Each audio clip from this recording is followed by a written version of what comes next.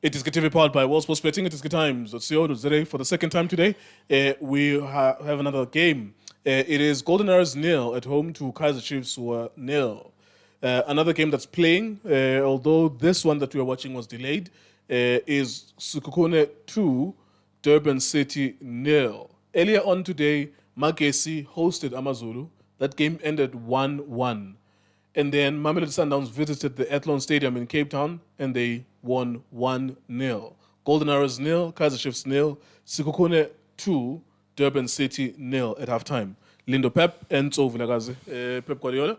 What did you make of the first half, sir? Yeah, Mr. Nke, a well-balanced match. I think both teams are picking their moments. Mucheki Kaizer Chiefs, they are the ones that are initiating the play, more especially from two fullbacks. I think the two fullbacks have added value into the Kaizer Chiefs team. I think Umdu is running the channels. I think he's moving very well in the final third. I think the only thing Eletumfana down is the last touch. Uchek Umteto, Uchek Given Chitolo on the opposite side. I think both midfielders are doing their job. I think they are hard tackling. I think there's a midfield battle. Mangatia Cheka Lapaya, Nabontu Umteto, they are availing. I think they are allowing space in the midfield, making sure that but blocky threat that comes from wider areas. We see Umtati as well from Golden Arrows is creating a half chance. You look at the Kaizer Chiefs as well. I think they created about 3 half opportunities. There should be at least 1 or 2 up Kaizer Chiefs. Although of course Golden Arrows maybe kind of answered towards the end of the first half. Yeah. But Kaizer Chiefs should easily be 2-0, 2-1 up. Yeah, among a combination play on the left-hand side. There's an opportunity they create. Ulilepo as well receives the ball. He hoops it at the top. Ucheka Naumtu gets that opportunity after an incredible aggressive press. Upuma 1v1. I think he could have made a better decision.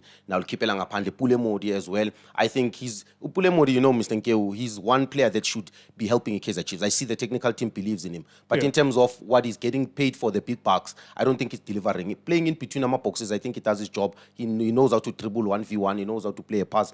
But when it matters, it doesn't deliver. I feel that the profile of how Kaizer Chiefs is playing, more especially, I spoke about it, Shane, on my last video. Every time when the ball goes wide, it's the first point of their attack. But now the first instruction is bringing across. But Upete Banzo in Upete Utupris. Utupris cannot compete aerially. Yes, Utupris is a space player. Just feed him the ball into space behind the defense. I think you need to give credit to Abuchiane. They are very smart because Mangacheka that block is sometimes about deep to deny you and Utupris the space behind because they identify, a threat. If you eliminate the space behind, you kill everything from Utupris. Another second thing. Give him a moment where he should have scored. Well, actually, so that's a moment where he's facing the goalkeeper.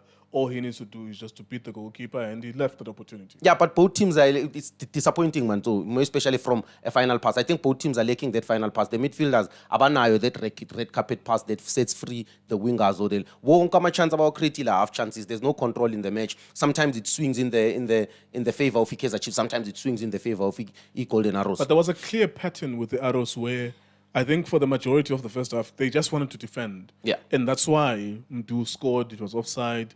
Something hit the post. Phillips cleared it, and he himself hit the post as well. That's why so many opportunities were being considered by Arrows, because I think maybe they kind of changed it towards the end, but there was a clear pattern where we felt if anyone was going to score, it was Chiefs. And then fortunately for Arrows, that didn't become the case anymore because they started to come back as well into the game. But at some point, for a significant period in that first half, it was Chiefs creating opportunities. Yeah, and another thing, I think Coach Mangoba is worried of how Kaizer Chiefs started in other games. But for me, in the games that they've won and the one that they drawn against the Mamelodi Sundowns, yes, they did exceptionally well, but the performance is something that we can talk about. Sure. There was no control in the game. So for me, it's Obegawa Rishwa sometimes in Tenge, because for me, I was expecting him to say, yes, they might have won. Yes, they've improved, which is important, but they don't get control in the game. And for me, they were supposed to put pressure maybe for the first 10 minutes. None of us set up a team. Any coach must set up a team would say, must press and for me, that was a disappointing thing to say. A deep block. For me, I was expecting him to initiate the attack because when you are playing against the Kaizer Chiefs, you always need to press them because you know that they've got a disadvantage, more especially in finding certain passes on the pitch. What are the areas that Golden Arrows are looking to hit Kaizer Chiefs at? They did create some opportunities. There was a great clearance by Ukwinika, which should have been an easy tap in. Few other chances as well. Where are they looking to hurt Chiefs? I think the only positive thing, and I need to give Coach Mangoba credit, is that they identified that the Kaizer Chiefs wants to play Ngama 1v1 at the back. So they leave spaces, Guma wider areas. Usianda Mtati is the one that gets an opportunity on the right hand side. I think Lomfano Usianda or something. Sitole. Or Sitole, yes. Yeah. He's also being given a free role on the left hand side to play 1v1 with Ulentuza Omonyan. I think Kaizer Chiefs, their game model relies on Ama fullbacks creating a support for Ama winger wabo. So they will always leave Ama gaps. But also Ukwinika no Inacho Mikel, I think they're doing an exceptional job defending 1v1, which is, I think that's the biggest sacrifice the Kaizer Chiefs has made. So for me, Golden Arrows, they just need to push that line a little bit higher. More especially from a defensive perspective. Because Abo Shitolo, they are deep in midfield. And even none of our pressure, the midfield is too far from the attack line. So they need to push that defense line a little bit higher so that they push in midfield so that the attackers can be closer to goal. All right, there you go. Thank you very much, Lindo Pep. We'll come back to you for your final score predictions. 2-0. The second half has started between Sekhukhune and Durban City. If you've missed it, Magesi late equalizer against Arthur Zwane's Amazulu. I've been liking Amazulu, how organized they've been so far this season, although it's only 5 matches, but I liked how organized they've been. They were leading for most part of that game until the 90th minute. Magesi equalized 1-1. 1-0 Mamelodi Sundowns against Stellenbosch. Poor performance from Sundowns, has to be said. Stellenbosch, of course, also were very poor in that first half. We'll move on then to Tso Vilakazi. We have close to 1,000 people on YouTube. Just over 2,000 people on our Facebook. Thank you so much. Please make sure you subscribe, you like, you follow our content. Mr. So-and-so, ingatufuna ukulala, time indala, inabantwana, technical director. You have 8 children. That was Chaba. Somehow, as half Swati and half Xhosa as you are, you still came out Zulu, miraculously. Yeah. And that's the beauty of Johannesburg. That's the beauty of Johannesburg. You're from the Swati kingdom, and half of it is Xhosa, and then you are a proper Zulu man. The magic of Johannesburg. You know, South Africa is the Rambo nation. And somehow he's a Zulu. And somehow miraculously he's a Zulu person as well. So somehow he speaks Setswana better than he speaks Tsonga, and that's the beauty of the Gauteng province. But Mr. So-and-so, good first half for Chiefs, although of course their attacking patterns are always somewhat predictable, go wide. But what I liked was that they were creating good attacks that should have been goals. It was not half-hearted. Du should have scored, and he did score. He was offside. There was a chance that was created by the Pirates kid on the right-hand side, Munyane. It hit the post as well. Chiefs should have been 2-1 up at least. Because for life. Mr. So-and-so. You see, when we are big, you make people to park a bus. When we are big like us, they park a bus. Now we need to try to find ways to break in.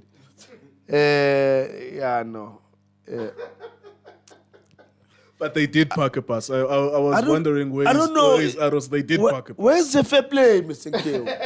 Where's the fair play? When you play against us, then you park a bus. Where's the fair play? No, I think we need to call FIFA. This is not right. At their most dominant, the Sundowns used to play against low blocks and parking the bus the whole season. When they were dominant under Rolani in 2023, that was the best team I've ever seen in South African football history. They were so dominant that every match they were playing, it was every man behind the ball. So Naanige, as a team that's in the top 2 in the country, you might even sleep at number 1. You're going to have to learn to play against a low block. Mr. Nkeo, that's why we need bodyguards now when we go around in South Africa. Because the way things are happening. Now they're parking the buses. We don't know where to go now. Nice game, Mr. Nkeo. To see Kaizer Chiefs trying to get to that final third. At least have those combinations. Is trying his best. And I'm very pleased. I think it's growing in football now. I think there's something that is happening in his mind because he's more positive now. He gets to good areas where he can hurt the opponents. And oh, my daughter, ox and ox. I Lindo Tso lena namhlanje uvukile. Yeah, ndoda madoda. I know uyayishaya ndoda lapha esuswini ndoda hayi. What's umthetho yintoni encomekayo? Like, what did he do? No, you know, since I know him, Mr. Nkewu, I've never seen him playing those forward passes. Every time he plays sideways and backwards. But this evening, he's positive. He's there in the mix of things. He's coming to support, get the ball, change direction, go the other side, play direct forward. And it's pleasing. He doesn't lose the passes that much. And Okacheni also is also in the mix. But one thing that I will compliment the Kaizer Chiefs team is that they look solid in their fullbacks. Very solid.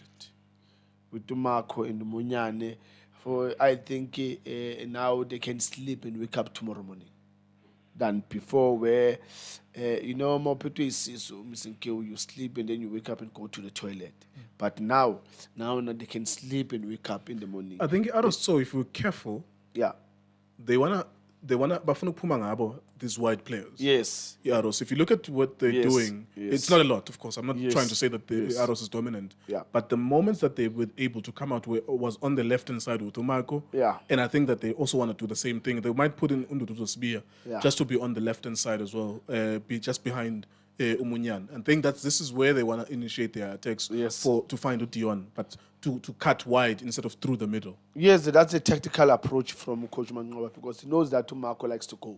Umunyane likes to go. So he says, okay, because I know that they like to go, these two. So you guys, I want to break using the width. And at some point, it worked. It worked. And I think the two center backs, they need to be very smart. Miguel no Kunyika to say, look, instead of Monyane being out there in the line, he mustn't go to the line. Put him in. Let him play it there in the feet. Then everyone would cover. Than him going there, then they use a passage. Because I think it happened 2 or 3 times with the transition. It's just that they were let down by the final parts.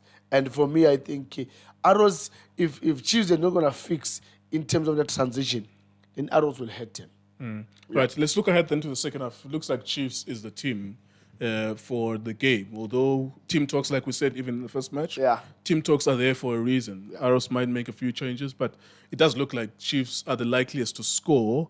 What is your thinking going to the second half? No, look, I think if I'm Coach Nabi, I will say, guys, continue where you left. But when you get it to that final third in that box, sometimes a bit decisive. Don't try and be smart and all of that. Just do it direct, do it straight forward. Because I think there were moments where they were just gonna close the ball. Final score prediction? The score is gonna be, I think, 1-0 for Kaizer 1-0 to Kaizer Chiefs. Yeah. Thank you, Mr. Tso.